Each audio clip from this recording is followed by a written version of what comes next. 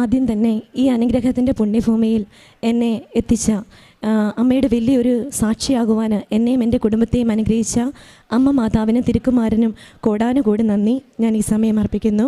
എൻ്റെ പേര് ജിൻസി. ഞാൻ കാഞ്ഞിരപ്പള്ളിയിൽ നിന്നാണ് വരുന്നത്. ഞാൻ 5 വർഷമായിട്ട് ഇസ്രായേലിലാണ് വർക്ക് ചെയ്യുന്നത്. അമ്മ എനിക്ക് ഈ തിരുസന്നിധിയിൽ 2022 ജൂൺ 7 ഞാനിവിടെ വരുന്നത്. ഇവിടെ വന്നതിന് മൂലം എൻ്റെ അമ്മ എന്നെ എൻ്റെ കുടുംബത്തെയും കൈപിടിച്ചുയർത്തിയതിൻ്റെ ഒരു വലിയ സാക്ഷിയാകുവാനാണ്, അതിൻ്റെ സാക്ഷ്യം നിങ്ങളുമായിട്ട് പങ്കുവയ്ക്കുവാനാണ് ഞാനിവിടെ ആയിരിക്കുന്നത്. 2017 എൻ്റെ വിവാഹം കഴിയുന്നത്. 3 മാസം കഴിഞ്ഞപ്പോൾ എൻ്റെ ഹസ്ബൻഡിന് എബ്രോഡ് പോകുവാനായിട്ട് ഒരു അവസരം കിട്ടി. അങ്ങനെ കാനഡയ്ക്കായിരുന്നു കൊണ്ടാന്ന് പറഞ്ഞിരുന്നത്. ഏകദേശം 10 ലക്ഷം രൂപയോളം അവർ ഞങ്ങളോട് വാങ്ങിച്ചു. കാനഡയ്ക്ക് അടുത്തുള്ള ഒരു സ്ഥലം വരെ ഞങ്ങളെ എത്തിച്ചു. അവിടുന്ന് ഓരോരോ പ്രോബ്ലം പറഞ്ഞ് അവർ ഞങ്ങളെ തിരിച്ചു കൊണ്ടുവന്നു. അങ്ങനെ അതൊരു ഫേക്ക് ആയിരുന്നെന്ന് ഞങ്ങൾ 2 മാസം നിങ്ങൾ വെയിറ്റ് ചെയ്യുന്നൊക്കെ പറഞ്ഞു. അങ്ങനെ ഫേക്ക് ആയിരുന്നു പിന്നീടാണ് അറിയുന്നത്. ഞങ്ങളുടെ 10 ലക്ഷം രൂപയും നഷ്ടപ്പെട്ടു. കല്യാണം കഴിഞ്ഞ് 3 മാസം കഴിഞ്ഞതേ ഉള്ളൂ. അങ്ങനെ എൻ്റെ വീട്ടിൽ ഒരുപാട് പ്രോബ്ലംസ് ആയി. അങ്ങനെ എങ്ങനെയെങ്കിലും ഞങ്ങൾ ഒരുപാട് പലിശക്കടത്തിൽ പെട്ടുപോയി. അങ്ങനെ ഞങ്ങൾ ഏകദേശം 30 ലക്ഷം രൂപയോളം ഞങ്ങൾ പലിശക്കടം കൊടുത്തുകൊണ്ടിരിക്കുകയായിരുന്നു ഇത്രയും നാളുകളായിട്ട്. അങ്ങനെ അന്നേരം ഒന്നും നമുക്ക് കൃപാസനത്തെക്കുറിച്ച് ഒന്നും നമുക്ക് അറിഞ്ഞുകൂടാ. അന്നേരമൊക്കെ ഞങ്ങൾ സെൻറ്റ് ആൻ്റണീസ് അങ്ങനെ പല പള്ളികളിലും പോയി ഒരുപാട് പ്രാർത്ഥിക്കും. അങ്ങനെ ഡിപ്രഷനിലോട്ട് പോയി. പിന്നെ ഞാൻ എങ്ങോട്ടെങ്കിലും, ഞാൻ നേഴ്സാണ്.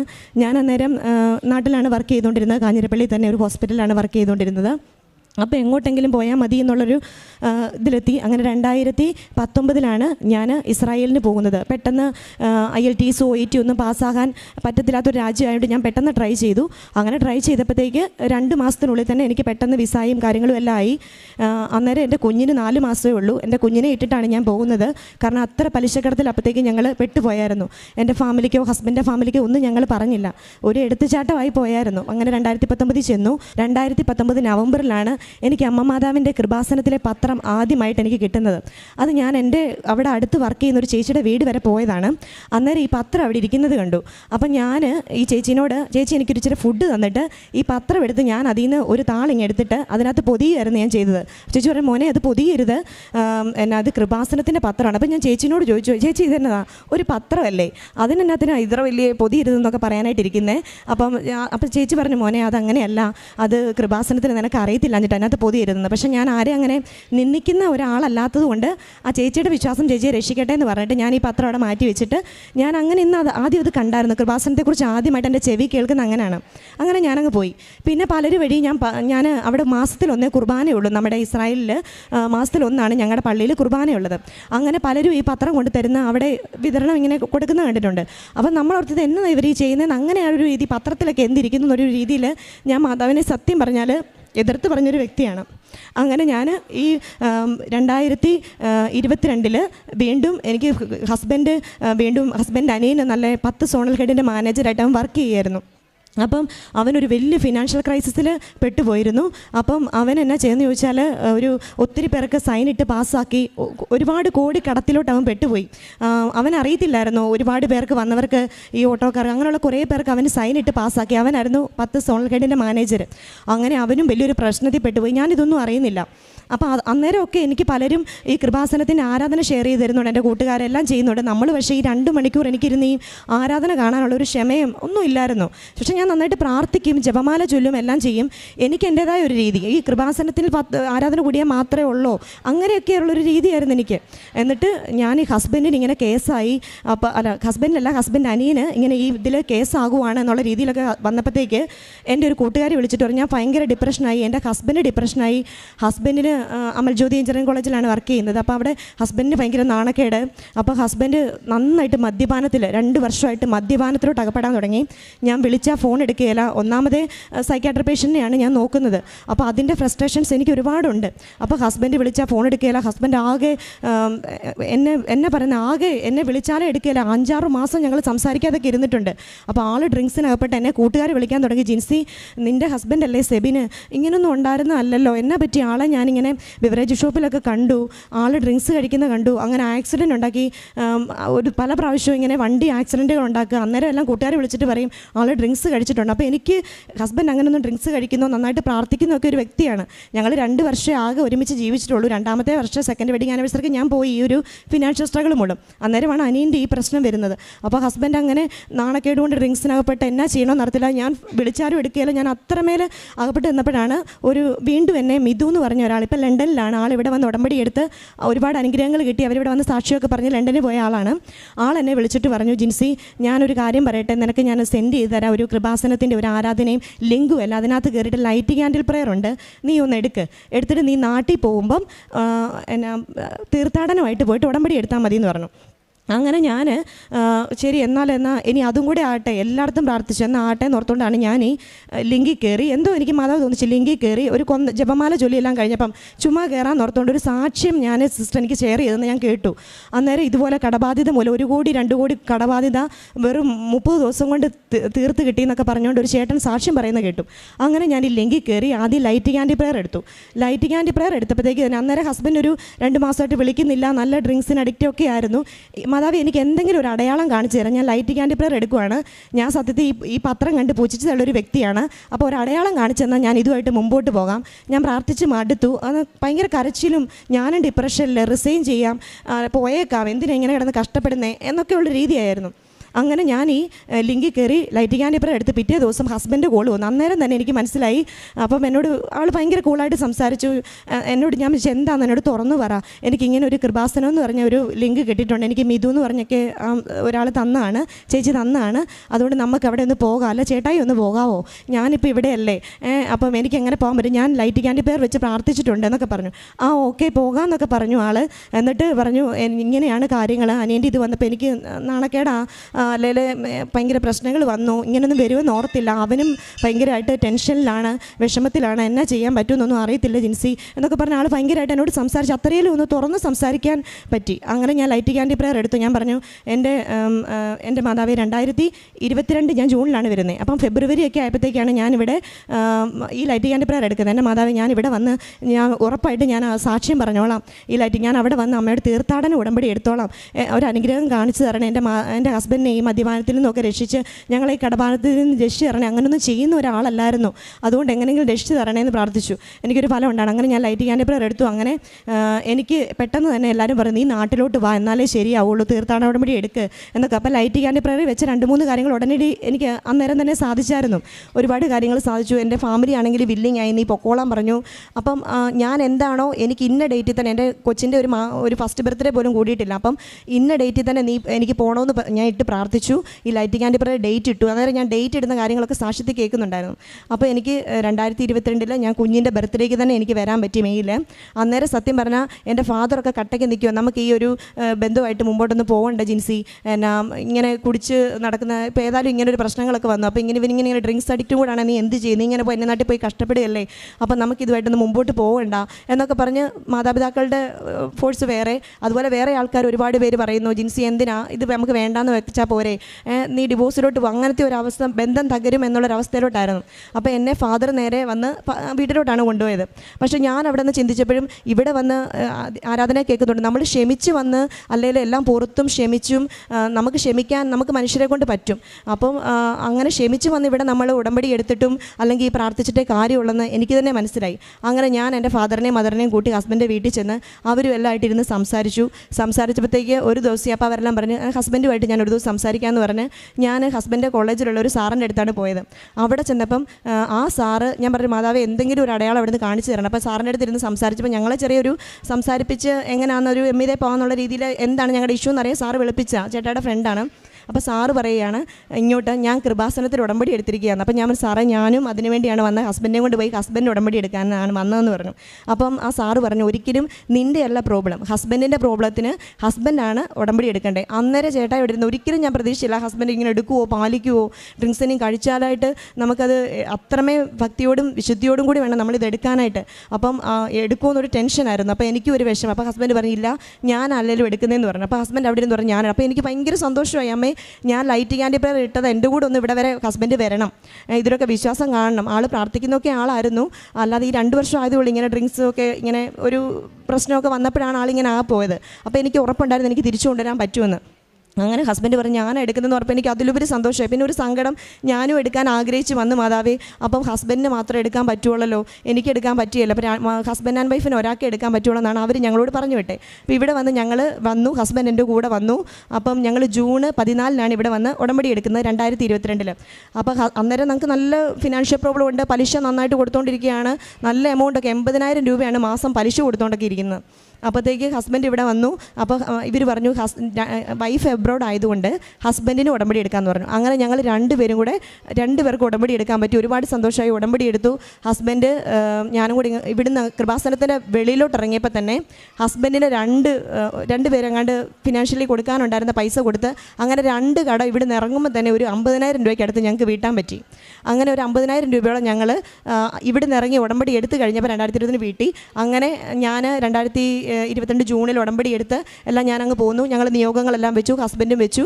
അങ്ങനെ എൻ്റെ നിയോഗങ്ങൾ 6 നിയോഗമായിരുന്നു ഞാൻ വെച്ചിരുന്നത്. അതിലൊന്ന് ഹസ്ബൻഡ് ഒന്നാമത് വെച്ചിരുന്ന ഹസ്ബൻഡ് മദ്യപാനം മാറി പഴയ ആളായിട്ട് തന്നെ, പഴയ സെബിനായിട്ട് തന്നെ എനിക്ക് തിരിച്ചു കിട്ടണമെന്നായിരുന്നു ഞാൻ വെച്ചിരുന്നത്. ഇന്നേ വരെ ആ ഉടമ്പടി എടുത്തു കഴിഞ്ഞ് പഴയ ആൾ, ആ 2 വർഷത്തെ പഴയ ആൾ എന്താണോ അങ്ങനെ തന്നെ ഇന്നേ വരെ ആൾ ഒരു ഡ്രിങ്ക്സ് കഴിക്കുകയോ ഒന്നും ചെയ്തിട്ടില്ല. ആ 1.5 വർഷമായിട്ട് 2022 തൊട്ട് ഇന്ന് വരെ ആൾ ഉടമ്പടി തീരുമ്പോൾ ഇവിടെ വന്ന് പൊതുക്കുന്നു, അരമണിക്കൂർ ബൈബിൾ വായിക്കുന്നു, പ്രേക്ഷിത പ്രവർത്തനം ചെയ്യുന്നു, എല്ലാം ചെയ്ത പോലെ ഞാനും അവിടെ. അതുപോലെ തന്നെ എനിക്ക് ഇസ്രായേലിലാണ് മാസത്തിലൊന്നേ കുർബാനയുള്ളൂ. അവിടെ പോയിട്ട് ഞാൻ കുർബാന മുടങ്ങാതെ എല്ലാ മാസവും പോകും.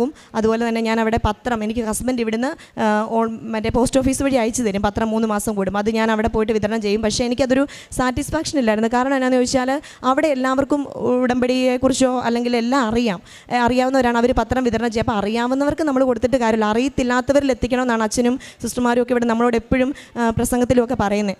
അപ്പോൾ എനിക്കത് ഭയങ്കര ഒരു വിഷമമായിരുന്നു. പക്ഷേ എന്നാലും എൻ്റെ എല്ലാ കാര്യങ്ങളും കടബാധ്യതകൾ മിറക്കിളായിട്ടാണ്. നമുക്ക് ഒരുപാട് കടങ്ങൾ, അതായത് എത്ര പറയുന്നത്, ഒരു 19 ലക്ഷം രൂപയോളം കടം നിന്നിരുന്ന നമ്മുടെ വീടിൻ്റെ ആണെങ്കിലും അല്ലാതാണെങ്കിലും ചെറിയ കടങ്ങളാണെങ്കിലും ഒക്കെ ഒരുപാട് ഈ 80,000 രൂപ പലിശ കൊടുത്തുകൊണ്ടിരുന്ന ഞങ്ങളെ, ഹസ്ബൻഡിനെ ആണെങ്കിലും അവിടുന്ന് കടങ്ങളിൽ നിന്നെല്ലാം രക്ഷിച്ചു മാതാവ്. ആ കടങ്ങളെല്ലാം ഞങ്ങളെ വീട്ടാനായിട്ട് സഹായിച്ചു. അതുപോലെ തന്നെ ഞാൻ എൻ്റെ അനിയത്തിക്ക് വേണ്ടി നിയോഗം വെച്ചിരുന്നു. എൻ്റെ അനിയത്തി BSc നഴ്സിംഗ് പഠിക്കുകയാണ്. അപ്പോൾ അവൾ എന്നെ ഫസ്റ്റ് ഇയർ ആയപ്പോഴത്തേക്ക് വിളിച്ച് പറഞ്ഞായിരുന്നു, എനിക്ക് പാടാ ചേച്ചി, ഞാനായിരുന്നു അവളെ പഠിപ്പിച്ചുകൊണ്ടിരുന്നത്, അപ്പോൾ എനിക്ക് പാടാ ചേച്ചി, ഇത് മുമ്പോട്ട് പോകാൻ പറ്റുമെന്ന് തോന്നുന്നില്ല. എൻ്റെ കുഞ്ഞനീത്തി, ഞങ്ങൾ 3 പെൺപിള്ളേരാണ്, ഇളയാളാണ് പറഞ്ഞത്, പോകുന്നില്ല, എനിക്ക് എന്നാ ചെയ്യുമെന്ന് അറിയാം. അപ്പോൾ ഞാൻ അതും ഇവിടെ ലൈറ്റ് ആൻഡ് പ്രയറിലൊക്കെ അവൾക്ക് വേണ്ടി നിയോഗം വെച്ചായിരുന്നു. അവൾക്ക് ഫസ്റ്റ് ഇയറിൽ നല്ല മാർക്ക് കുറവായിരുന്നു. അതും അവൾക്ക് 3rd ഇയറിൽ ഫസ്റ്റ് ക്ലാസ്സോടെ അവൾ പാസ്സായി. അവൾ ഇവിടെ വന്ന് ഉടമ്പടി പറഞ്ഞ് അവൾക്ക് ഇവിടെ വന്ന് മാതാവിനെ സാക്ഷ്യപ്പെടുത്താൻ അവൾക്ക് സാധിച്ചു. അതുപോലെ തന്നെ എൻ്റെ 2ാമത്തെ അനിയത്തിയാണെങ്കിലും ഇങ്ങനെ തന്നെയായിരുന്നു. അവൾ ഭയങ്കര ഇതിനെതിരായിരുന്നു. പക്ഷെ അവളും ഇവിടെ വന്ന് ഞാൻ അവരുടെ കുടുംബജീവിതത്തിന് വേണ്ടി ഞാൻ ഉടമ്പടിയിൽ നിയോഗം വെച്ചിരുന്നു. വന്നപ്പം അവളും ഇവിടെ വന്ന് ഉടമ്പടി എടുത്ത് ഒരാഴ്ച കഴിഞ്ഞപ്പോൾ തന്നെ അവളുടെ ഹസ്ബൻഡിന് ഇസ്രായേലിന് പോകാൻ പറ്റി.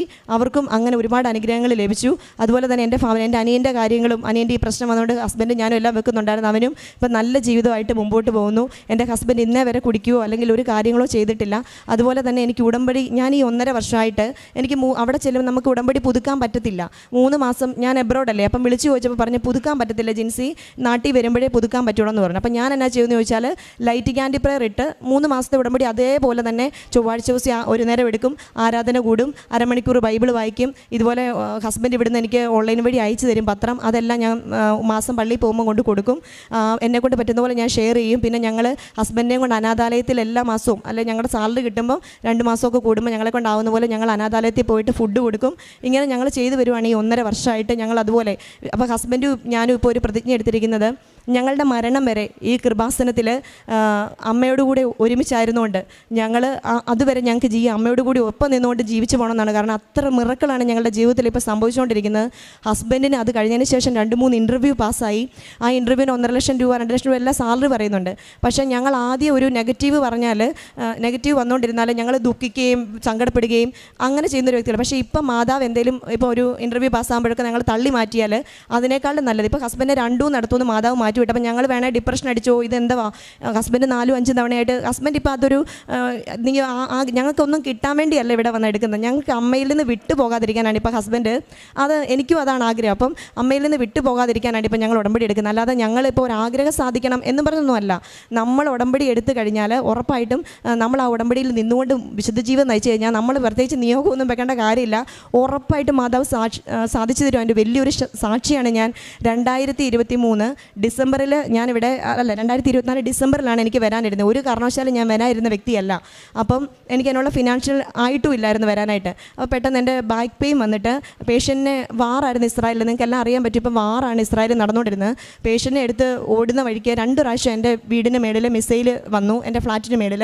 അപ്പം അന്നേരം എനിക്ക് ബംഗറിൽ പോകേണ്ട വന്നു. അപ്പോൾ പേഷ്യൻറ്റിനെ എടുത്തുകൊണ്ട് അവർ ഫാമിലി പറഞ്ഞു, നീ അങ്ങനെ പോകാൻ പറ്റത്തില്ല, നിനക്ക് താഴെ സേഫ് റൂമിൽ ഇവരെല്ലാം പോകും. ഞാൻ ഒരുപാട് കരഞ്ഞു, കാരണം നമുക്ക് ടെൻഷൻ വരുമല്ലോ, നമ്മുടെ മേളിൽ വന്ന് അത്ര സൗണ്ടാണ്. അപ്പോൾ 2 പ്രാവശ്യം മിസൈൽ എൻ്റെ ഫ്ലാറ്റിൻ്റെ മേളിൽ വന്നു. അപ്പോൾ പേഷ്യൻറ്റിനെ എടുത്തുകൊണ്ട് വേണം, എൻ്റെ പേഷ്യൻറ്റ് ബെഡിടനാണ്, എടുത്തുകൊണ്ട് വേണം എനിക്ക് ഓടാൻ. അങ്ങനെ എടുത്ത് ഓടി ഈ സൈഡിലെ നീ ഇരിക്കാവുള്ളൂ എന്ന് പറഞ്ഞു, അല്ല താഴെ പോരുമെന്ന് പറഞ്ഞു. ഇവരെല്ലാം താഴെ സേഫ് റൂമിൽ പോകും, അവിടെ സേഫാന്ന് പറഞ്ഞു. പക്ഷേ എനിക്കറിയാം അവിടെ സേഫ് അല്ലെന്ന്. പക്ഷേ അവർ പറയുന്നത് എനിക്കറിയാം. പക്ഷേ എനിക്ക് ഒരു കാര്യം അറിയാം, എൻ്റെ മാതാവിൻ്റെ കാശുരൂപവും എൻ്റെ ഉടമ്പടി തൈലും എൻ്റെ ഉപ്പും അവിടെ ഇരിപ്പുണ്ട്. അതുകൊണ്ട് എനിക്കൊന്നും വരത്തില്ല, എൻ്റെ അമ്മയ്ക്കൊന്നും വരത്തില്ലെന്ന് എനിക്കറിയായിരുന്നു. എൻ്റെ ഫാമിലി പറയുന്ന ഫേക്കാന്ന് എൻ്റെ ഏജൻസിയിൽ നിന്ന് വന്നിട്ടുള്ള ആൾ പറഞ്ഞായിരുന്നു, അവിടെ നിന്ന് അത്ര സേഫ് അല്ലെന്ന്. പക്ഷേ എനിക്ക് പൂർണ്ണ വിശ്വാസം ഉണ്ടായിരുന്നു, ഞാൻ സംരക്ഷയാണ്, എൻ്റെ അമ്മയെ സംരക്ഷയാണ്. 3 പ്രാവശ്യം മേളിൽ വന്ന് പൊട്ടി. എൻ്റെ തൊട്ട് ഫ്ലാറ്റിൻ്റെ മേളിലാണ് പൊട്ടിയത്. അപ്പോഴത്തേക്ക് അമ്മച്ചീനെ ഞാൻ എടുത്ത വഴിക്ക് എൻ്റെ പുറം ഒന്ന് വിലങ്ങി നീർക്കെട്ടായിരുന്നു. നീർക്കെട്ടായപ്പോഴത്തേക്ക് എനിക്ക് പിന്നെ പേഷ്യൻറ്റിനെ എടുക്കാനോ ഒന്നും പറ്റുന്നില്ല. പക്ഷേ നമുക്കൊരു ഇങ്ങോട്ട് വരണമെന്നുണ്ടെങ്കിൽ നമ്മൾ റിലീവറെ കണ്ടുപിടിക്കണം. ഒരു 3-4 മാസം മുന്നേ തൊട്ട് റിലീവറെ കണ്ടുപിടിക്കാൻ തുടങ്ങണം. അതുപോലെ തന്നെ അവരെ ഫാമിലിക്ക് ഇഷ്ടപ്പെടണം ഇവിടെ പേഷ്യൻറ്റിനെ നോക്കാനായിട്ട്. അപ്പോൾ എൻ്റെ പേഷ്യൻ്റ് ആണെങ്കിൽ ഒട്ടും വില്ലിങ് അല്ല, എന്നെ വിട്ട് ജിൻസി ഇവിടെ ഈ വാറ് നടക്കുന്ന സമയത്ത് എന്നെ ഇട്ടേച്ച് നീ പോവല്ലേ, എനിക്ക് അതൊരു വിഷമം, അങ്ങനെയൊക്കെ ഒരു വിഷമം ഉണ്ടായിരുന്നു.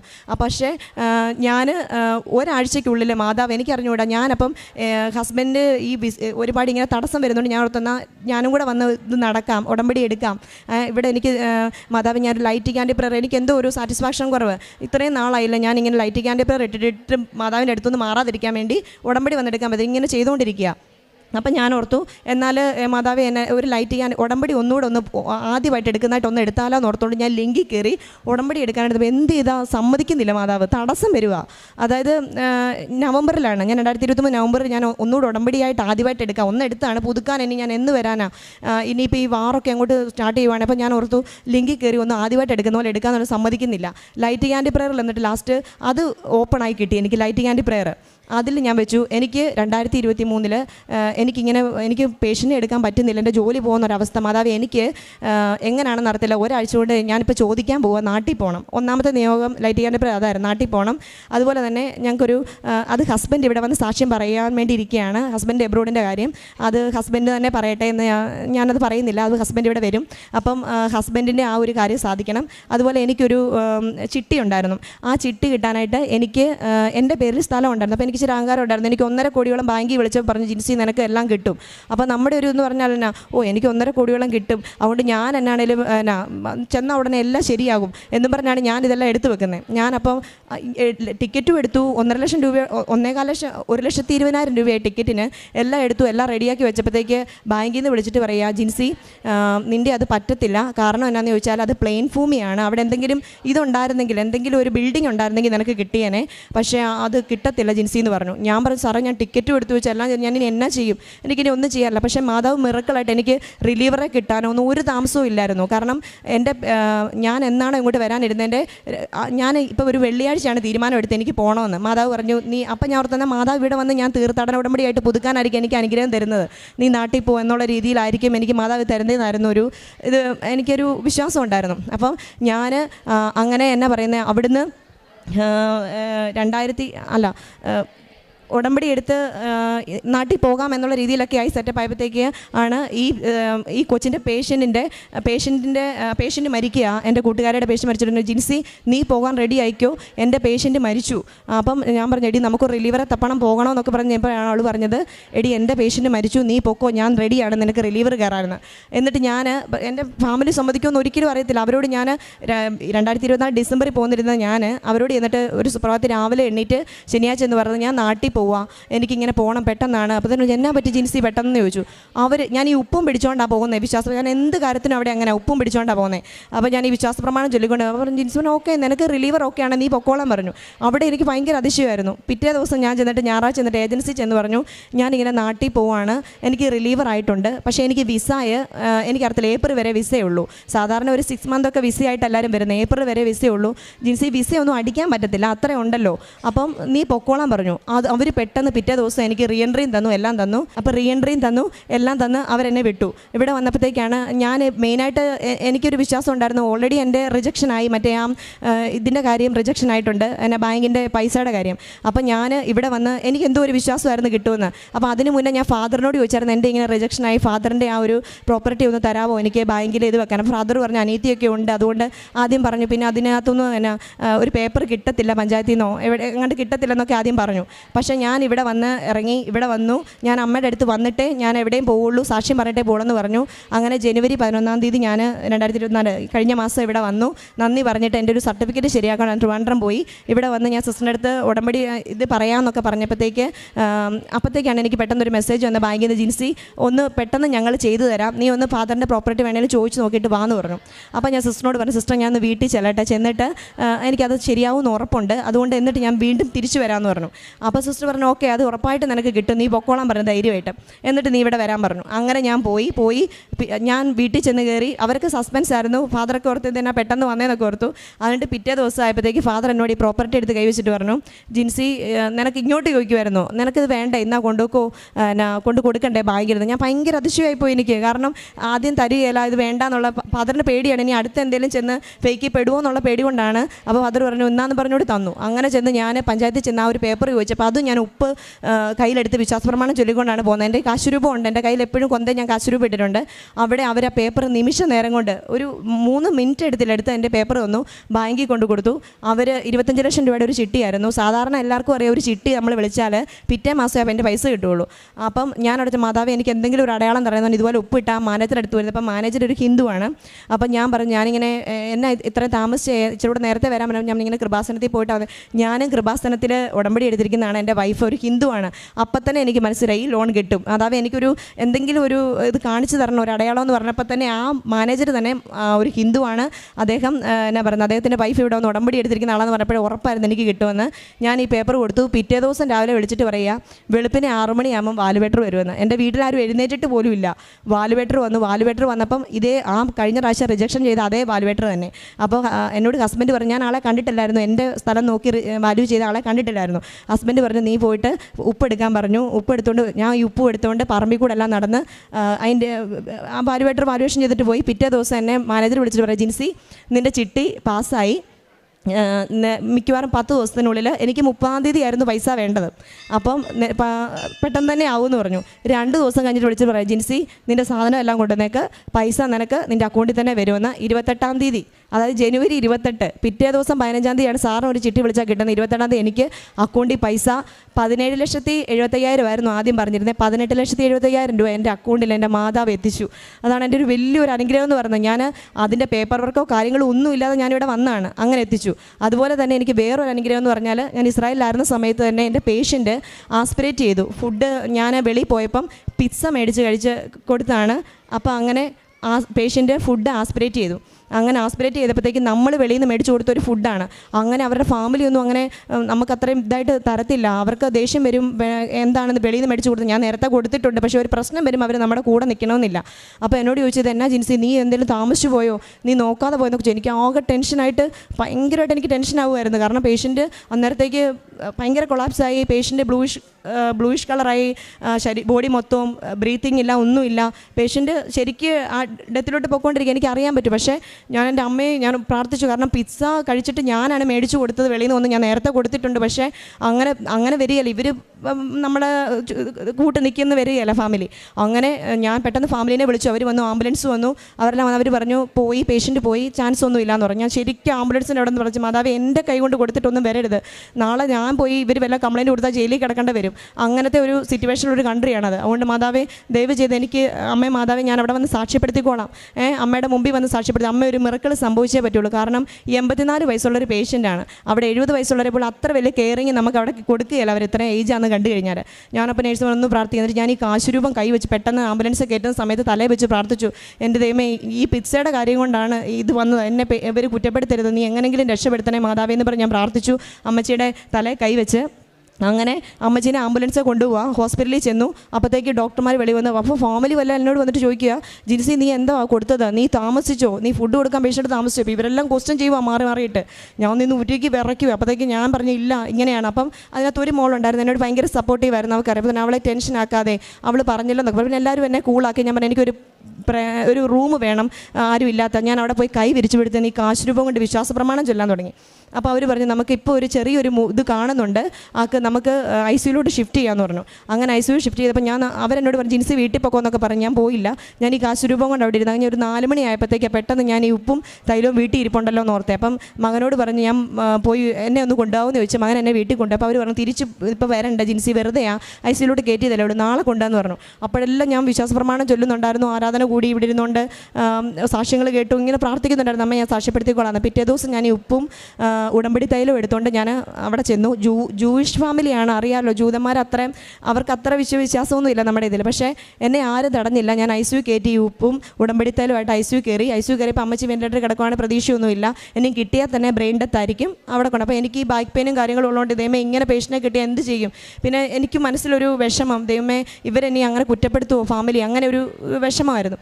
അങ്ങനെ ഞാൻ ഈ അമ്മച്ചിക്ക് ഈ ഉപ്പെടുത്ത് നന്നായിട്ട് എൻ്റെ കാശുരൂപം വെച്ച് തലയിൽ വെച്ച് പ്രാർത്ഥിച്ച് ഈ ഉപ്പ് ഞാൻ അമ്മച്ചിയുടെ വായിൽ വെച്ച് കൊടുത്തിട്ട് ഉടമ്പടി തൈലം ഞാൻ കണ്ണിൽ പുരട്ടിയിട്ട് ഞാൻ പോയിട്ട് പിറ്റേ ദിവസം രാവിലെ ഞാൻ മകനുമായിട്ടാണ് വരുന്നത്. വന്നപ്പം എനിക്ക് നല്ല വിശ്വാസം ഉണ്ടായിരുന്നു, ഉറപ്പായിട്ട് അമ്മച്ചി എഴുന്നേക്കുക. അതുപോലെ ഞാൻ മക്കളോട് പറയുന്നത് അമ്മച്ചി എഴുന്നേക്കും, ഒരു ബ്രെയിൻ ഡെത്തും ആവില്ല, നിങ്ങൾ എനിക്കറിയത്തില്ല, എനിക്ക് എവിടുന്നോ മാതാവ് ധൈര്യം തന്നെ അങ്ങനെ പറയാൻ, എഴുന്നേക്ക് നിങ്ങൾ നോക്കിക്കോളാൻ പറഞ്ഞു. അങ്ങനെ ഞാൻ പിറ്റേ ദിവസം രാവിലെ ചെന്നപ്പോഴത്തേക്ക് അമ്മച്ചി കണ്ണു തുറന്ന്, ഞാൻ അമ്മച്ചിന്ന് വിളിച്ചത്തേക്ക് അമ്മച്ചി കണ്ണു തുറന്നിട്ട് എന്നോട് പറയുക ഞാൻ ആരാന്നറിയാവോ എന്ന് ചോദിച്ചു. അപ്പോഴത്തേക്ക് ഞാൻ അപ്പം എന്നോട് ജിനിയാന്ന് പറഞ്ഞു. എന്നെ ജിൻസി എന്നാണ്, എന്നെ ജിനിയെന്നാണ് വിളിക്കുന്നത്. ജിനിയാന്ന് പറഞ്ഞു. ഇതാരറിയാമെന്ന് ചോദിച്ചു. അപ്പോഴത്തേക്ക് പറഞ്ഞു ഇതെൻ്റെ മോനാ, പേരെല്ലാവരുടെയും പറയാം. മോനൊക്കെ ഭയങ്കര മിറക്കിളായിട്ട് ഞാൻ അവിടെ നിന്ന് കരയുമായിരുന്നു. ഈ ഉപ്പും കൊണ്ട് ഞാൻ എൻ്റെ മാതാവേ നീ എന്നെ രക്ഷിച്ചെന്ന് പറഞ്ഞ് ഞാൻ കരയുമായിരുന്നു. കാരണം ഇവരെന്തെങ്കിലും ഒരു അമ്മച്ചിക്ക് എന്തെങ്കിലും സംഭവിച്ചു കഴിഞ്ഞാൽ ഇവർ മാറാം. കാരണം നമുക്ക് അവിടെ നിന്ന് ലാസ്റ്റ് പൈസയൊക്കെ ഉണ്ട്. അപ്പോൾ അവർ അത് കിട്ടേണ്ടതൊക്കെ അവർ റിജക്ഷൻ ചെയ്യാം. ഇവരെന്തെങ്കിലും കംപ്ലയിൻറ്റ് കൊടുത്താൽ ഞാൻ ജയിലിൽ പോകേണ്ടി വരും. അപ്പം അതിൽ പിന്നെ ഞാൻ ഒരു ഫുഡ് മേടിച്ചു കൊടുത്തിട്ട് അപ്പം എൻ്റെ മാതാവേ ഞാൻ എങ്ങനെ നന്ദി. അപ്പോൾ ഇവർ പറയാം അവൾ അത്ര പ്രാർത്ഥിക്കുന്നതാണ്, ഞങ്ങൾ കണ്ടിട്ടുണ്ട്, അവളുടെ പ്രാർത്ഥനയുടെ ഫലമാണെന്ന് പറഞ്ഞ് ഒരു ജൂതന്മാർ അങ്ങനെ പറയുക എന്ന് പറയുന്ന ഒരവസ്ഥ എങ്ങനെ നിങ്ങളെ എനിക്ക് അറിയിക്കേണ്ടത് നടത്തില്ല. ഞാൻ അനുഭവിച്ച നേരത്തെ അവിടെ നിന്ന് ഞാൻ കരയുമായിരുന്നു. ഞാൻ ഉപ്പ ബെഡേലെല്ലാം ഇട്ടിട്ട് അത്ര അമ്മ എന്നെ കാത്തു അന്നേരം, കൈവെള്ളെ താങ്ങി നടത്തിയത് അമ്മ എന്നെ അന്നേരം. അതുപോലെ തന്നെ ഒരുപാട് മിറക്കൾ എൻ്റെ ജീവിതത്തിൽ ഈ ഉടമ്പടി തൈലം കൊണ്ട്. ഇപ്പോൾ എനിക്ക് ഏജൻസി പോകണേലും എൻ്റെ ഈ ഫാമിലിയിൽ നിന്ന് എന്തെങ്കിലും അനുവാദം വേണേലും, ഞാൻ ഈ 2022 ഇവിടെ വന്ന് ഉടമ്പടി എടുത്ത സമയത്ത് എന്നോട് എൻ്റെ ഏജൻസി പറഞ്ഞു ജിൻസി നിനക്ക് ഒരുപാട് സാലറി വേണ്ട ജോലിയാണ് നീ ചെയ്യുന്നത്, അപ്പം നീ അത് ചോദിക്കണമെന്ന് പറഞ്ഞു. അപ്പം എനിക്കിവരോട് ചോദിക്കാൻ പേടിയാണ് സത്യം പറഞ്ഞാൽ. ഞാൻ അങ്ങനെയൊന്നും വാശി പിടിച്ച് മേടിക്കുന്നൊന്നും ഒരാളല്ല, നന്നായിട്ട് ഡെഡിക്കേറ്റഡ് ആയിട്ട് ജോലി ചെയ്യും. അപ്പം ഞാൻ അവരോട് പറഞ്ഞു എനിക്ക് സാലറി കൂട്ടുമെന്ന് ഇങ്ങനെ ഏജൻസി പറഞ്ഞു. അപ്പോൾ തന്നെ ഏജൻസി 100 രൂപ വല്ലതും അല്ല 100 ഷെക്കൽ, അവിടെ ഷെക്കൽ എന്ന് പറഞ്ഞാൽ അത്ര വല്ലതും കൂട്ടും, അതിൽ കൂടുതലൊന്നും നീ പ്രതീക്ഷിക്കേണ്ടെന്ന് പറഞ്ഞു. ഞാൻ ഒന്നും മിണ്ടിയില്ല. ഞാൻ ഇങ്ങോട്ട് നാട്ടിൽ ഏതായാലും വരാനിരിക്കുകയല്ലേ, അപ്പോൾ ചെല്ലട്ടെ എന്ന് വിചാരിച്ചു. ഞാൻ ഉടമ്പടിത്തൈലം എടുത്തുകൊണ്ട് ഞാൻ ഇവിടുന്ന് പോയി കഴിഞ്ഞ് അവിടെ ചെന്ന് പിറ്റേ മാസത്തെ സാലറി മേടിക്കാൻ നേരം ഞാൻ പറഞ്ഞു സാലറിയുടെ കാര്യം ഏജൻസി പറഞ്ഞായിരുന്നു. അപ്പോൾ 100 രൂപ അവർ കൂട്ടും അങ്ങനെ ഇരിക്കുന്നത്. അപ്പോൾ ഏജൻസി പറഞ്ഞാൽ 500 ഷെക്കൽ നിനക്ക് കൂട്ടി തരണ്ടെന്ന് പറഞ്ഞേ. ഞാൻ ഒന്നും മിണ്ടിയില്ല. ഈ ഉടമ്പടിയുടെ തൈലം എൻ്റെ ഉണ്ട്, ഉപ്പുമുണ്ട്. ഉപ്പ് ഞാൻ പതുക്കെ വിശ്വാസപ്രമാണം ചൊല്ലി അവരുടെ എനിക്ക് തരുന്ന പേപ്പറിനകത്ത് ഇട്ടു. അവരെന്നോട് പറയുക സാലറി എഴുതിക്കൊണ്ടിരുന്നപ്പോൾ എന്നോട് പറയാം ജിൻസി നിനക്ക് 500 ഷെക്കലതേ ഞങ്ങൾ കൂട്ടിത്തരുന്നത്. ഞാൻ എന്നാ ചെയ്യേണ്ടതെന്ന് എനിക്ക് അറിയത്തില്ല. ആ ഒരു അവസ്ഥ നിൽക്കുക. ഞാൻ ഒരു സാധനം ചോദിച്ചില്ല നാട്ടിൽ നിന്ന് ചെന്നതിന് ശേഷം. 100 രൂപയ്ക്ക് വേണ്ടി ആ 100 ഷെക്കൽ കൂട്ടുമായിരിക്കും എന്നുള്ള പ്രതീക്ഷ എന്നോട് പറയാം 500. അപ്പം ഞാൻ ചോദിച്ചു 500 തന്നെയാണോ? ആ 500 ഷെക്കൽ നിനക്ക് അർഹിക്കുന്നതാണ്. ഞാൻ ചെന്നപ്പോൾ എന്നോട് പറയും നീ അത് അർഹിക്കുന്നതാണ്. ഞാൻ കാരുണ്യ പ്രവർത്തികളാണെങ്കിൽ ഞാൻ അവിടെ ഇരുന്ന് തന്നെ ഹസ്ബൻഡ് പോയി അനാഥാലയത്തിൽ പോയിട്ട് എല്ലാവർക്കും ഫുഡ് കൊടുക്കുകയും ഞങ്ങൾക്ക് കിട്ടുന്ന സാലറിയിൽ നിന്ന് എല്ലാ പ്രേക്ഷിത പ്രവർത്തനം ചെയ്യുന്നുണ്ട് ഒരു അനാഥാലയത്തിൽ. പക്ഷേ എനിക്ക് അവിടെ ഇരുന്നൊരു സാറ്റിസ്ഫാക്ഷൻ ഇല്ലായിരുന്നു. കാരണം കഴിഞ്ഞ ദിവസം വന്നപ്പം എനിക്ക് ഈ ഒരു അനുഗ്രഹം കിട്ടാൻ വേണ്ടി ഞാൻ സാക്ഷ്യം പറയാതിരുന്നേ. 14-ാം തീയതിയാണ് ഞാൻ കഴിഞ്ഞ മാസം ഉടമ്പടി പുതുക്കിയത്. അപ്പോൾ ഈ ഒരു ചിട്ടിയും കൂടെ എനിക്ക് കിട്ടുമെന്ന് ഉറപ്പായിരുന്നു. ഞാനതാ പോയത്. അത് കിട്ടിയിട്ട് ഞാൻ ഓർത്തു മാതാവേ. അപ്പം ഞാൻ പറയും മാതാവേ ഇത്രയും അനുഗ്രഹം എനിക്ക് തന്നിട്ട് ഞാൻ എൻ്റെ കൈ കൊണ്ട് എനിക്ക് ചെയ്യാതെ ഞാനിവിടെ വന്ന് പറയുമായിരുന്നു. പറയും ഞാൻ കഴിഞ്ഞ വെള്ളിയാഴ്ച പോയിട്ട് തിരുവനന്തപുരത്ത് പോയി RCCയിൽ എനിക്ക് മാതാവ് തോന്നിച്ചതായിരുന്നു. ഞാൻ RCC ചെന്നിട്ട് ഞാൻ പേഷ്യൻറ്റിനെ കണ്ട് എനിക്ക് ഫുഡ് കൊടുത്ത് അവർക്ക് എന്തെങ്കിലും എൻ്റെ കയ്യിലുള്ള ശരിയാണ്, അത്യാവശ്യം കടങ്ങളൊക്കെ മാതാവ് ഒരുപാട് മാറ്റി, എന്നാലും കുറച്ച് കടങ്ങളൊക്കെ ഇനി ബാക്കിയുണ്ട്. പക്ഷെ അതൊക്കെ എനിക്ക് ഉറപ്പാണ് മാതാവ് എനിക്ക് 2 വർഷങ്ങൾക്കുള്ളിൽ അല്ലെങ്കിൽ ഈ നിമിഷ നേരങ്ങൾ കൊണ്ട് എനിക്ക് മാറ്റി തരുമെന്ന് എനിക്ക് ഉറപ്പുണ്ട്. ഇനി ഞാൻ മാതാവിൽ ജീവിക്കുന്നു, മാതാവ് എന്താണ് ഏറ്റെടുത്തോളൂ. ഞാൻ അങ്ങനെയാണ് ഇപ്പം മുമ്പോട്ട് പോകുന്നത്, ഞാനും എൻ്റെ ഹസ്ബൻഡും. അപ്പം ഞങ്ങൾ RCC ചെന്നപ്പോൾ അവർ പറഞ്ഞു അകത്ത് കയറ്റിയെന്ന് പറഞ്ഞു. ലാസ്റ്റ് ഞങ്ങൾ PROയെ കണ്ട് ചിൽഡ്രൻസിന് കൊടുക്കാനായിട്ടുള്ളൊരു ലിങ്ക് തന്നു, അതിനകത്ത് പൈസ ഇട്ടു. എന്നിട്ടും എനിക്ക് സാറ്റിസ്ഫാക്ഷൻ വരുന്നില്ല. എനിക്ക് പേഷ്യൻറ്റിൻ്റെ അടുത്ത് തന്നെ കൊടുക്കണം, കുറച്ച് നാണം കെടണം. അതാരെങ്കിലും ഒക്കെ എന്നെ ചീത്ത വിളിക്കുമായിരുന്നു. കാരണം അമ്മ മാതാവ് അത്രയും കഷ്ടപ്പെട്ട് നാണം കെട്ടതല്ല, അങ്ങനെയൊക്കെ വിളിക്കുമായിരുന്നെങ്കിൽ എന്നൊക്കെ. അങ്ങനെയാണ് ഞാൻ ആ തിരുവനന്തപുരം ബസ് സ്റ്റാൻഡ് വഴിയൊക്കെ നടക്കുക. ഞാൻ കഴിഞ്ഞ വെള്ളിയാഴ്ച നടന്ന് ഹസ്ബൻഡ് ഞാനോട് പൊരി വെയിലത്ത്, ഇപ്പോഴത്തെ ചൂട് നിങ്ങൾക്ക് അറിയാമല്ലോ, പൊരി വെയിലത്ത് ഞാൻ ഈ 2019 തള്ളിപ്പറഞ്ഞ ഈ നമ്മുടെ പത്രമായിട്ട് അറിയത്തില്ലാത്ത ചിലവർ പറയും അറിയാവുന്നവരാന്ന് പറയും തിരിച്ചു തരാൻ പറയും. എനിക്ക് ഇത്രയും പത്രം കൊടുക്കാനുണ്ട്, ഞങ്ങൾക്ക് 6 കെട്ട് കൊടുക്കാനുണ്ട്, പൊരി വെയിൽ. അപ്പം ഞാൻ അവരോട് ഞങ്ങൾക്കറിയാമെന്ന് പറയുന്നവരോട് ഞാൻ പറയും കൊണ്ടുപോകണ്ടെന്ന് പറയും. അറിയത്തില്ലാത്തവരുടെ അടുത്ത് എല്ലാം നടക്കും. നടന്നിട്ട് ഞാനിങ്ങനെ അവിടെ നിന്ന് ആ നടു റോഡിൽ നിന്ന് ആ വഴി നിന്നപ്പോൾ ഇങ്ങനെ പ്രഘോഷിക്കാൻ ഒരു ശക്തി മാതാവ് തരിക. അപ്പം തന്നെ കുറേ ആൾക്കാർ വട്ടം കൂടിയിട്ട് ഞാൻ കൊടുക്കാതെ തന്നെ മോളെ ഇത് തരാമോ പറഞ്ഞതെല്ലാം കേട്ടു. ഇതെവിടെയാണെന്ന് ചോദിച്ചാൽ എൻ്റെ നമ്പർ മേടിച്ചുകൊണ്ട് പോയി, പത്രം എല്ലാം അവർ കൊണ്ടുപോയി. അങ്ങനെ അപ്പോഴത്തേക്ക് ഞാൻ പറഞ്ഞു ഞാനൊരു വലിയൊരു സാക്ഷിയാണ് അതിൻ്റെ, അതുകൊണ്ടാണ് ഞാൻ അത്രമേ ഞങ്ങൾക്ക് അനുഗ്രഹം കിട്ടുകൊണ്ടാണെന്ന് പറഞ്ഞ് ഞാൻ എൻ്റെ എല്ലാ കാര്യങ്ങളും വിളിച്ചു പറഞ്ഞ് ഞാൻ പറയുന്നത്. അതുപോലെ 50 അവിടെ ഇങ്ങനെ കടകളിൽ ചോറും പൊതി പെട്ടെന്നൊന്നും ചെന്നാൽ ഒന്നും ആൾക്കാർക്ക് കൊടുക്കാനായിട്ട് കിട്ടുകയില്ല, അവർ ഓർഡർ കൊടുത്തിരിക്കുന്നവരുണ്ട്, എല്ലാം ഉണ്ട്. അങ്ങനെ ഞാൻ കടയിൽ ചെന്നിട്ട് പറഞ്ഞു എനിക്കൊരു 50 ചോറ് പൊതി. പറഞ്ഞു മോളെ ഇങ്ങനെയൊന്നും ചോറ് പൊതി സത്യം പറഞ്ഞാൽ പെട്ടെന്ന് ഇങ്ങോട്ട് കയറി വന്നാൽ കിട്ടുന്നതല്ല. അന്നേരം എല്ലാം ഞങ്ങൾ ഉപ്പെടുത്തോണ്ട് ചേട്ടാ ഞാൻ എവിടെ പോയാലും ഇപ്പോൾ പോവുള്ളൂ, ഉപ്പെടുത്ത് വിശ്വാസപ്രമാണം ഒരു 50 പൊതിയെങ്കിലും കിട്ടണേ, കാരണം ആൾക്കാർ ക്യൂ നിൽക്കുമായിരുന്നു. അപ്പോൾ എന്താണെന്ന് ചോദിച്ചപ്പോൾ അവിടെ ചേച്ചി പറഞ്ഞു ഇങ്ങനെ ചോറ് മേടിക്കാൻ വേണ്ടി നിൽക്കുന്നവരാണ്. അപ്പോഴത്തേക്ക് എനിക്ക് ആ ബാങ്ക് അക്കൗണ്ടിൽ കൊടുത്തത് എനിക്കൊരു സാറ്റിസ്ഫാക്ഷൻ ആകത്തുകൊണ്ട് ഞാൻ പോയിട്ട് ചോറും പൊതിക്ക് നിന്നപ്പോൾ അവർ 50 എണ്ണം കെട്ടി നിമിഷ നേരം കൊണ്ട് എൻ്റെ തന്നു. ഞാനും ഹസ്ബൻഡും കൂടെ പോയി നിന്നപ്പോഴത്തേക്ക് ഭയങ്കര ക്യൂ, 50 പൊതി തീർന്നു, ആൾക്കാർ വീണ്ടും നിൽക്കുക, ഭയങ്കര വിഷമം. ഞങ്ങൾ പറഞ്ഞു നിങ്ങളിവിടെ നിൽക്കുക, ഞങ്ങൾ എവിടെയെങ്കിലും കിട്ടുമോ നോക്കട്ടെ എന്ന് പറഞ്ഞ് പോയി വീണ്ടും ഹോട്ടലിൽ പോയി. കിട്ടുന്നില്ല. ഞാൻ ഉപ്പും വിശ്വാസപ്രമാണം ചൊല്ലിക്കൊണ്ട് ഞാൻ ഹസ്ബൻഡ് പോകുന്നത്, ആരെങ്കിലും ഒരു ഹോട്ടലുകാർ കനിയണേന്ന് പറഞ്ഞു. അങ്ങനെ മാതാവ് എന്നെ ഒരുപാട് ഹോട്ടലിൽ കൂടെ കയറ്റി ഇറക്കാതെ ഒറ്റ ഹോട്ടലിൽ ചെന്നപ്പോൾ അവർ പറഞ്ഞു എത്ര എണ്ണം നമുക്ക് വേണ്ടതെന്ന് ചോദിച്ചു എന്നോട് ഹസ്ബൻഡോട്. അപ്പോൾ ഞാൻ പറഞ്ഞു ഞങ്ങൾക്കൊരു 100 എണ്ണം കിട്ടിയാൽ വളരെ ഉപകാരമായിട്ട്, നോക്കട്ടെ ഒരു 50 എണ്ണം ഞങ്ങൾ തരാമോ നോക്കാമെന്ന് പറഞ്ഞിട്ട് ഞങ്ങൾ അത് ദയനീയമായിട്ട് അവിടെ ഇരിക്കുന്ന ആ വെയിലും കൊണ്ട് ഭക്ഷണമൊന്നും കഴിക്കാൻ ഇരിക്കുന്ന കണ്ടിട്ടായിരിക്കും നോക്ക് ഞങ്ങളൊരു ബാക്കി ഒരു 25 എണ്ണം കൂടെ വേറെ ഏതെങ്കിലും ഹോട്ടലിൽ നിന്ന് ഓർഡർ ചെയ്യിപ്പിക്കാമെന്ന് പറഞ്ഞുകൊണ്ട് വേറെ ഹോട്ടലിൽ നിന്ന് 25 എണ്ണം കൂടെ ഓർഡർ ചെയ്തു. കുറച്ച് കഴിഞ്ഞപ്പോഴത്തേക്ക് ഒരു 25 എണ്ണം കൂടെ വേറെ ഇവിടുന്ന് ഓർഡർ ചെയ്ത് അവിടുന്ന് തന്നെ ഞങ്ങളെ 100 എണ്ണം കാറ കയറ്റി ഞങ്ങൾ RCCയുടെ ഫ്രണ്ടിൽ പോയി നിന്ന് എല്ലാവർക്കും കൊടുത്ത് ഒരുപാട് പേര് പത്രം ഞങ്ങൾ ഈ മാതാവിനെക്കുറിച്ച് സാക്ഷ്യം പറഞ്ഞ് മാതാവ് ചെയ്ത അനുഗ്രഹങ്ങൾക്ക് നന്ദിയായിട്ടാണ് കേട്ടോ ഇത് ചെയ്യുന്നത്. അപ്പോൾ ഒത്തിരി പേരൊന്ന് വെച്ചാൽ ഇത്രയും മിറക്കിളായിട്ട് നിങ്ങൾക്ക് കടങ്ങൾ മാറി അല്ലെങ്കിൽ എബ്രോഡ് മിറക്കിളായിട്ട് ഹസ്ബൻഡാണെങ്കിലും ഇങ്ങനെ ചെയ്യാൻ പറ്റി, ഇങ്ങനെയൊക്കെ മാറ്റുമോ എന്നൊക്കെ ചോദിച്ചാൽ ഓരോരുത്തർ ഇങ്ങനെ വന്ന് പറഞ്ഞു. ചിലവർ വന്ന് കളിയാക്കി ചിരിച്ചിട്ട് പോയി. കളിയാക്കി ചിരിച്ച ഒരു ചേട്ടൻ്റെ പുറകെ ഞാൻ പോയി ഈ പത്രമായിട്ട് ഇത് കറിഞ്ഞ് മനസ്സിലാക്കി. എന്നിട്ട് ചേട്ടൻ നമ്പർ വരെ മേടിച്ചു. ഞാൻ പോകും കൃപാസനത്തിന്, നടന്നില്ലെങ്കിൽ വിളിക്കുമെന്ന് പറഞ്ഞു നമ്പർ. ഞാൻ ധൈര്യമായിട്ട് വിളിച്ചോളാൻ പറഞ്ഞു. അങ്ങനെ മാതാവ് ഉടമ്പടി തൈലമാണെങ്കിലും അതുപോലെ തന്നെ എൻ്റെ ഉപ്പും കൊണ്ടാണ് ഞാൻ ഈ 1.5 വർഷമായിട്ട് ജീവിച്ച് ഞാനും ഹസ്ബൻഡും അന്ന് തൊട്ട് ഇന്ന് വരെ ഉടമ്പടിയിൽ തന്നെ. ഹസ്ബൻഡ് ഇവിടെ വന്ന് തീർത്ഥാടന ഉടമ്പടി എടുത്ത് പുതുക്കി പോകുന്നു. എനിക്കത് സാധിക്കാൻ പറ്റാത്തൊരു മാതാവ് എനിക്ക് തോന്നുന്നു ഇന്നിവിടെ മാതാവ് എന്നെ എത്തിച്ച് ഈ അനുഗ്രഹങ്ങളെല്ലാം തരാനും അതുപോലെ തന്നെ ആ ഉടമ്പടി പുതുക്കാനും ഒക്കെ ആയിട്ടാണ്. അതുപോലെ തന്നെ ഞാൻ ഓസ്ട്രേലിയയുടെ മറന്നുപോയായിരുന്നു. നമ്മളൊരു ഹീബ്രു സ്പീക്കിംഗ് കൺട്രിയാണ്. അപ്പോൾ നമുക്ക് ഇംഗ്ലീഷ് ഞാൻ മലയാളം എഴുത്തിലൊക്കെയാണ് പഠിച്ചത്. എനിക്ക് അത്രയ്ക്ക് സംസാരിക്കാനൊന്നും ഇംഗ്ലീഷ് അറിയില്ല. എനിക്ക് മനസ്സിലാവും, പക്ഷെ നമുക്ക് അത്ര സംസാരിക്കാൻ ഫ്ലുവൻസി കിട്ടത്തില്ല. അങ്ങനെ ഓസ്ട്രേലിയയുടെ ഒരു കോഴ്സിന് പഠിക്കാനായിട്ട് ഞാനും എവിടെ നിന്നാണ് നടത്തുന്നത് മാതാവ് തന്ന അനുഗ്രഹമാണ്. ഞങ്ങൾ ജോയിൻ ചെയ്തപ്പോൾ 1/2 മണിക്കൂറാണ്, ഹാഫ് ആൻ അവർ ഇൻ്റർവ്യൂ ഉണ്ട്, അത് പാസ്സായാൽ മാത്രമേ കിട്ടുള്ളൂ എന്ന് പറഞ്ഞു. അങ്ങനെ ഞാനും എൻ്റെ ഫ്രണ്ടിൻ്റെ പേര് രാജി എന്നാണ്, അവളും കൂടെ ഇൻ്റർവ്യൂ അറ്റൻഡ് ചെയ്തു. 10 മിനിറ്റ് കൊണ്ട് ഞങ്ങൾ 10 മിനിറ്റ് എടുത്തുള്ളൂ, 1/2 മണിക്കൂർ പറഞ്ഞിട്ട് ഞങ്ങൾ ഇൻ്റർവ്യൂ സക്സസ്ഫുള്ളി പാസ്സായി. ഞങ്ങൾ 6 മന്ത് കോഴ്സ് മുമ്പോട്ട് പോകാനായിട്ട് ഞങ്ങൾ പഠിച്ചുകൊണ്ടിരിക്കുകയാണ്. അമ്മ മാതാവിൻ്റെ അനുഗ്രഹം അതിനും ഉറപ്പായിട്ടും ഉണ്ടാകും ഞങ്ങൾ വിശ്വസിക്കുന്നത്. ഞങ്ങൾക്ക് 2 പേർക്കും ഇത്രയും ഗ്യാപ്പുണ്ട്, എല്ലാം ഉണ്ട്. ഉറപ്പായിട്ട് ഞങ്ങൾക്ക് 100% ഉറപ്പുണ്ട് 6 മന്ത്സ് കഴിയുമ്പം അമ്മ മാതാവ് ഞങ്ങളെ 2 പേരെയും, അവളെയും കൊണ്ട് ഞാനിവിടെ വരും. എൻ്റെ അനിയന്, എൻ്റെ കുടുംബം മുഴുവൻ ഇപ്പം അമ്മയുടെ വലിയൊരു സാക്ഷികളാണ്. എൻ്റെ അനിയത്തി ഒരിക്കലും ഇതിനെ എതിർത്ത് പറഞ്ഞ ആൾ ഇവിടെ വന്ന് ഉടമ്പടി എടുത്ത് ഒരാഴ്ചയ്ക്കുള്ളിൽ അനിയത്തിയുടെ ഹസ്ബൻഡ് എബ്രോഡ് പോയി. ഞാൻ ലൈറ്റ് ക്യാൻഡി പ്രേയറിലും വെച്ചായിരുന്നു നമുക്ക് വിശ്വാസം ഉണ്ടാകാനും അവളിവിടെ വന്ന് ഉടമ്പടി എടുക്കാനും. അതുകൊണ്ട് അവളിവിടെ വന്ന് ഉടമ്പടി എടുത്തു. രണ്ടാമത്തെ കുഞ്ഞനിയത്തി വിശ്വസിക്കുമായിരുന്നു. അവൾ ഉടമ്പടി എടുത്ത് അവളിവിടെ വന്ന് സാക്ഷ്യം പറഞ്ഞ് ഒരുപാട് പേരെയും കൊണ്ട് അവളിവിടെ വരുന്നുണ്ട് ഒരു പ്രേക്ഷിത പ്രവർത്തനമായിട്ട്. അതുപോലെ രണ്ടാമത്തെ അനിയത്തി ഭയങ്കര എതിരി നിന്ന് ആളിവിടെ വന്ന് ഉടമ്പടി എടുത്ത് ഞാൻ ഇത്രയും പ്രാർത്ഥിച്ചു ലൈറ്റ് ക്യാൻഡി പ്രേയർ, അമ്മ മാതാവേ ഞാൻ പറഞ്ഞിട്ട് അവളിവിടെ വരികയാണ്. അവൾക്ക് അവൾക്ക് എന്തെങ്കിലും ഒരു അടയാളം കൊടുത്തില്ലെങ്കിൽ അവൾ ഇതിനെ റിജക്റ്റ് ചെയ്യും. അതുകൊണ്ട് ഞാൻ അമ്മയെ കരഞ്ഞ് പ്രാർത്ഥിച്ചു, അമ്മ അവൾക്കൊരു അടയാളം, എനിക്കൊന്നും തരണ്ട, എനിക്ക് ഇത് എഴുതിയിരിക്കുന്നൊന്നും തരാം, അവൾക്കൊരു എന്തെങ്കിലും അടയാളം കൊടുക്കണമെന്ന്. ഒരാഴ്ച കഴിഞ്ഞപ്പം അവളുടെ ഹസ്ബൻഡിന് എബ്രോഡ് പോയതുകൊണ്ട് അവൻ എബ്രോഡ് ഇസ്രായേലിൽ വന്നു. അവൾ ഭയങ്കര വിശ്വാസം. അവൾ പറഞ്ഞു അവളുടെ കൂടെയുള്ള ബാക്കിയുള്ള എല്ലാവരുടെയും റിജക്ഷൻ ആയിപ്പോയി മെഡിക്കൽ. ഇത് വല്ലാത്ത അത്ഭുതമാണ് ജിൻസി എന്ന് പറഞ്ഞാൽ അവൾ ഇതിൽ ഇപ്പോൾ വിശ്വസിക്കുന്നു, അവളും അതുപോലെ പ്രാർത്ഥിക്കുന്നു. ഞാനൊരു കാര്യം പറയുകയാണ്, ശരിക്കും നിങ്ങൾ മുറുകെ പിടിച്ചോ. നിങ്ങൾ അനുഗ്രഹത്തിനും അല്ല, നിങ്ങളുടെ കാര്യത്തിനും ഒന്നും അല്ല. അമ്മ മാതാവിനെ എപ്പോഴും കൂടെ ആയിരിക്കാനായിട്ട് ഇവിടെ നാട്ടിലായിരിക്കുന്നവർ എപ്പോഴും ആ വിശുദ്ധിയിൽ തന്നെ ജീവിച്ച് നിങ്ങൾ ഉടമ്പടി പുതുക്കി ഒരു കാര്യമൊന്നും വെക്കണ്ട, നമ്മൾ മനസ്സിൽ പറഞ്ഞാൽ മതി, മാതാവ് അത് സാധിച്ചു തന്നോളൂ. അല്ല പ്രത്യേകിച്ച് പേപ്പർ നിറച്ച് നിയോഗം എഴുതണമെന്ന് ഒന്നുമില്ല.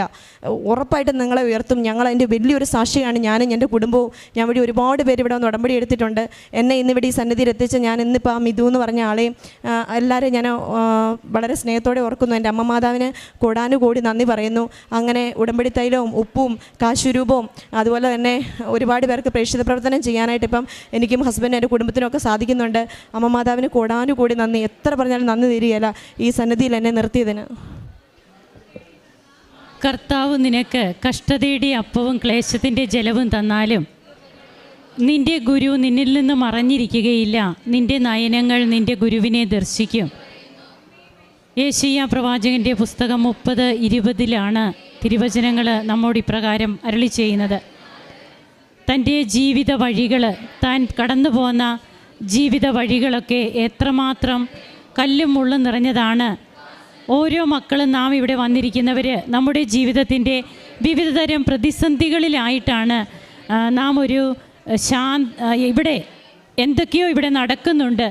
അങ്ങനെയൊക്കെ കേട്ടറിഞ്ഞ് വരുന്നവർ കുറച്ച് പേര് കാണും. വിശ്വാസത്തോടെ ഇവിടെ വന്ന് പ്രാർത്ഥിച്ച് ഉടമ്പടി എടുത്ത് ഇത് തങ്ങൾക്ക് ദൈവസ്നേഹം കൊണ്ട് നിറഞ്ഞ് ഇവിടെ വന്ന് ഈശോയ്ക്ക് വേണ്ടി ജീവിക്കുവാൻ വേണ്ടി വരുന്നവർ ഉണ്ടാകും. അങ്ങനെ ഇവിടെ അനുഭവ സാക്ഷ്യം പങ്കുവയ്ക്കുമ്പോൾ ഒരു സമയത്ത് തങ്ങൾക്കിതിലൊന്നും വിശ്വാസമില്ലാതിരുന്നു. കൃപാസന പത്രത്തെ തന്നെ അത്രയേറെ ഇമ്പോർട്ടൻ്റ് ആയിട്ട് കണ്ടിരുന്നില്ല. എന്നാൽ ഇപ്പോൾ അതിന് വേണ്ടിയിട്ട് ആ കൃപാസന പത്രവുമായിട്ട് ഇപ്പോൾ ടൗണുകളിലൂടെയും തെരുവുകളിലൂടെയും ഒക്കെ നടന്ന് ആർക്കൊക്കെ ഇത് കൊടുക്കാൻ പറ്റുമോ വേണ്ട എന്ന് പറഞ്ഞവരുടെ കയ്യിൽ നിന്ന് തിരിച്ചു വാങ്ങി അവർക്കതെല്ലാം പറഞ്ഞ് കൊടുത്ത് മനസ്സിലാക്കി കൊടുക്കുവാൻ, ഇത് എന്നെ എടുത്തുയർത്തിയ എൻ്റെ ജീവിതത്തെ, എൻ്റെ കുടുംബത്തെ ആകെ മാറ്റിമറിച്ച കൃപാസന പത്രമാണ്. ഇത് അമ്മയുടെ കയ്യൊപ്പുള്ള പത്രമാണ്.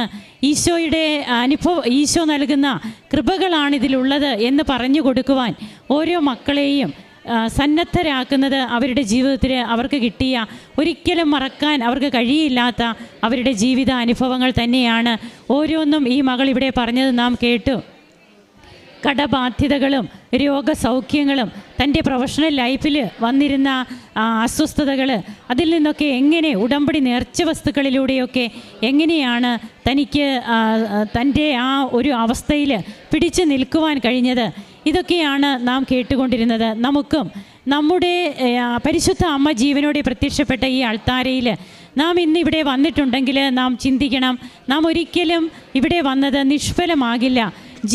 ജീവനോടെ ഈ അൾത്താരയിൽ പ്രത്യക്ഷയായ അമ്മ നമ്മെ ഇവിടെ കാണുന്നുണ്ട്. ഈശോയോട് നമ്മുടെ കാര്യങ്ങൾ പറയാൻ അമ്മ സന്നദ്ധയാണ്. നാം ഈശോയുടെ കാര്യങ്ങൾ പറയാൻ നാം സന്നദ്ധരാണോ? ഈശോയെ ശുശ്രൂഷിക്കുവാൻ നാം സന്നദ്ധരാണോ? അതാണ് ഉടമ്പടി വചനം. അതനുസരിച്ച് ജീവിച്ചാൽ തീർച്ചയായും അമ്മ നമ്മോടൊപ്പമുണ്ട്. നമുക്ക് വേണ്ടി അമ്മ ഈശോയോട് പറയും. നമുക്ക് വേണ്ടി സംസാരിക്കാൻ സ്വർഗത്തിലൊരാളുണ്ട് എന്നുള്ളത് തന്നെയല്ലേ നമ്മുടെ ജീവിതത്തിൽ നാം ഏറ്റവും വലിയ കാര്യമായിട്ട് കരുതേണ്ടത്. ഭൂമിയിൽ നമുക്ക് വേണ്ടി റെക്കമെൻഡ് ചെയ്യുവാൻ ആളുണ്ടെങ്കിൽ നമുക്ക് എന്തുമാത്രം ഒരു സന്തോഷമാണ്. എന്നാൽ സ്വർഗത്തിൽ നമുക്ക് വേണ്ടി ഒരു മധ്യസ്ഥയുണ്ട്. നമുക്ക് പിതാവായ ദൈവത്തിൻ്റെ അടുത്ത്, പുത്രൻ തമ്പുരാൻ്റെ അടുത്ത് നമ്മുടെ കാര്യങ്ങൾ പറയുവാനായിട്ട് നമുക്കൊരു മധ്യസ്ഥയുണ്ട് എന്നുള്ളത് തീർച്ചയായും നമ്മുടെ ജീവിതത്തിൽ നാം മറക്കാൻ പാടില്ലാത്ത ഒരു കാര്യമാണ്. അതാണ് ഇവിടെ നമുക്ക് നടന്നുകൊണ്ടിരിക്കുന്നത്. അങ്ങനെ നമുക്ക് കൃപകൾ നേടി ഈശോയെ മഹത്വപ്പെടുത്തുന്നവരാകാം. കരങ്ങൾ അടിച്ച് ഈ മകൾക്കും കുടുംബത്തിനും ലഭിച്ച എല്ലാ കൃപകൾക്കും നമുക്ക് നന്ദി പറയാം. യേശുവേ നന്ദി, യേശുവേ സ്തുതി, യേശുവേ ആരാധന.